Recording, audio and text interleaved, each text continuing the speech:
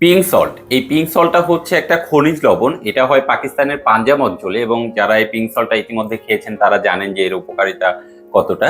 এবং ডক্টর বা পুষ্টিবিদ যারা আছে তারা কিন্তু এই পিঙ্ক সল্টটা আপনাদেরকে খেতে সাজেস্ট করে। সকালে খালি পেটে যদি হালকা পিঙ্ক সল্ট দিয়ে উষ্ণ গরম পানির সাথে আপনি খেতে পারেন, এটা মানবদেহের জন্য অত্যন্ত উপকারী। তো আমি একটু কাছে নিয়ে আসেন ক্যামেরাটা, আমি একটু দেখাই যে পিঙ্ক সল্টটা কিন্তু এরকম আস্ত আসে। এটা যখন হালকা গোড়া করা হয় তখন কিন্তু এরকম হয়, এবং একদম মিহি করার পরেই কিন্তু এরকম সাদা হয়ে যায়। কিন্তু অনেকের কোশ্চিন থাকে যে ভাই, পিঙ্ক সল্ট যখন আপনারা পাঠাচ্ছেন আমাদের কাছে, এরকম সাদা কেন হচ্ছে? পিঙ্ক সল্টটা তো পিঙ্ক কালার হবে, তাই না? তো পিঙ্ক সল্টটা আমি আপনাকে বলি যে পিঙ্ক সল্টটা যেরকম যখন আস্ত আসে তখন কিন্তু এরকম হালকা পিঙ্ক কালারেই থাকে, আপনারা ইতিমধ্যে দেখতে পাচ্ছেন। কিন্তু যখন হালকা গোড়া করা হয়, হালকা ভাঙা হয়, তখন কিন্তু পিঙ্ক কালার, এবং এই যে হালকা হালকা গোড়া যখন হয়েছে দেখবেন সাদা কালার কিন্তু এর সাথে থেকে গেছে।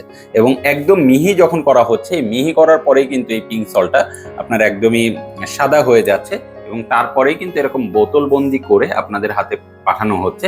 এবং যারা নিয়েছেন তারা বলছেন পিঙ্ক সল্টটা অনেক ভালো।